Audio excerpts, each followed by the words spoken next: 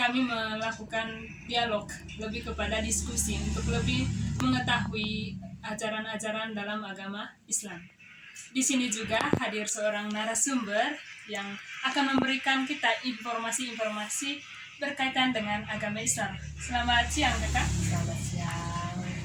Ada pepatah berkata, tak dikenal maka tak disayang. Nah, pada kesempatan pertama ini, saya memberikan waktu kepada Kakak untuk memperkenalkan diri. Oke, baik. Selamat siang teman-teman. Izinkan saya memperkenalkan diri. Nama saya Ibu Nur Dafiq. Saya dosen psikologi di Unika 1 Kuala Sumedang.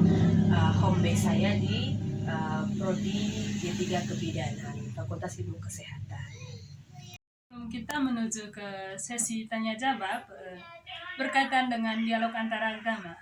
Dialog antara agama ini bertujuan untuk selain kita untuk membina toleransi antara agama, kita juga akan belajar mengenai hal-hal yang belum kita ketahui dalam agama lain. Contohnya dalam hal ini adalah agama Islam. Kita lanjut ke sesi tanya jawab untuk memperdalam diskusi kita, memulai dialog atau diskusi kita dengan narasumber kita yang ada di sini. Kita lanjut ke pertanyaan pertama, Kakak. Hal apa saja yang menjadi larangan dalam agama Islam? Oke, baik. Saya akan mencoba menjelaskan larangan-larangan yang ada di dalam agama Islam. Yang pertama itu tidak menyekutukan Tuhan, tidak menduakan Tuhan. Tuhan hanya satu dalam Islam. Kemudian di dalam Islam itu juga ada adab-adab, ada tata caranya. Kemudian tidak boleh berbohong, sama seperti agama-agama lain, tidak boleh berbuat kejahatan, tidak boleh menipu, korupsi dan lain-lain. Kemudian hal-hal yang ditekankan di dalam agama Islam itu contohnya tidak boleh mengkonsumsi makanan yang haram, yaitu misalnya babi, anjing, kemudian hewan yang bertaring. Nah, untuk yang umum seperti yang tadi saya jelaskan, seperti tidak boleh mencuri, tidak boleh menipu, itu hal umum. Itu juga terjadi di agama-agama lain, tetapi di Islam itu ada yang spesifik. Jadi tadi tidak boleh mengkonsumsi makanan yang haram, tidak boleh menduakan Tuhan. Setelah kita mendengar jawaban nomor 1 tadi, kita menuju ke pertanyaan kedua. Apa saja ajaran dalam agama Islam? Ajaran-ajaran dalam agama Islam itu yang pertama kita mengikuti sunnah dan Al-Quran. Kemudian untuk spesifiknya saya mengambil 2 ajaran. Yang pertama itu ada 5 rukun Islam dan 6 rukun iman. Rukun Islam yang pertama itu adalah syahadat, sholat, kemudian ada zakat, puasa dan naik haji bagi yang mampu. Nah, itu yang kita harus lakukan bagi seorang umat muslim. Yang kedua ada rukun iman, ada 6 rukun iman. Rukun iman yang pertama itu iman kepada Allah Subhanahu wa Ta'ala atau iman kepada Tuhan yang Maha Esa. Yang kedua iman kepada malaikat. Yang ketiga iman kepada kitab. Nah, yang keempat iman kepada rasul. Yang terakhir itu iman kepada qadar dan karma. Bagaimana sih pandangan Kakak tentang dialog antara agama? Menurut saya, dialog antar agama itu harus dilakukan. Jadi tidak ketika ada satu permasalahan di masyarakat, nah itu hubungan dengan agama, suku, ras dan bangsa, itu harus diselesaikan dengan cara dialog. Begitu juga di rumusan Pancasila kita ada tentang musyawarah mufakat. Jadi hal-hal yang berhubungan dengan agama atau kita berada di satu agama yang minoritas begitu. Nah, kalau misalnya mau menyelesaikan masalah itu ya dengan berdialog gitu. Berdialog itu adalah jalan keluar untuk menyelesaikan masalah.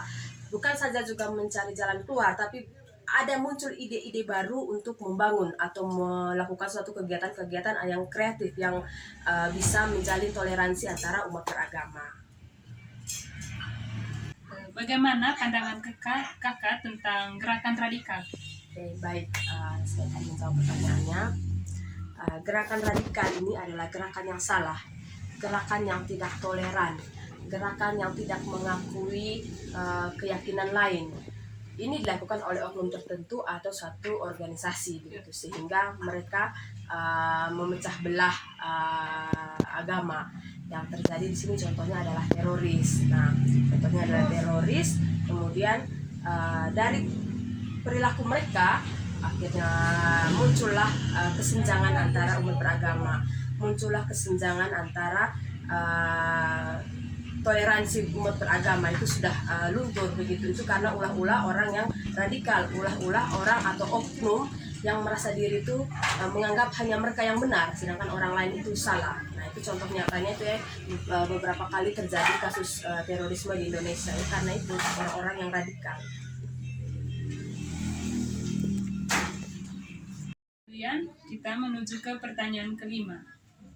Apa usaha-usaha yang bisa dilakukan untuk membina kerukunan umat beragama? Oke, usaha-usaha yang dilakukan untuk membina kerukunan umat beragama. Nah, sebagai pengetahuan teman-teman juga, di Rutek itu ada forum kerukunan antar umat beragama atau biasa juga di dalam forum itu ada namanya JELITA, jembatan persaudaraan lintas agama. Nah, di dalam forum itu hal-hal yang dilakukan untuk membuat tetap toleransi itu dengan berdialog, kemudian melakukan kegiatan, kemudian melakukan pemberdayaan. Nah, jadi di kegiatan di forum tersebut itu bukan hanya satu agama saja, tetapi dari berbagai macam agama kemudian berkumpul memikirkan gitu, apa yang harus kita lakukan supaya toleransi, kerukunan itu tetap berjalan.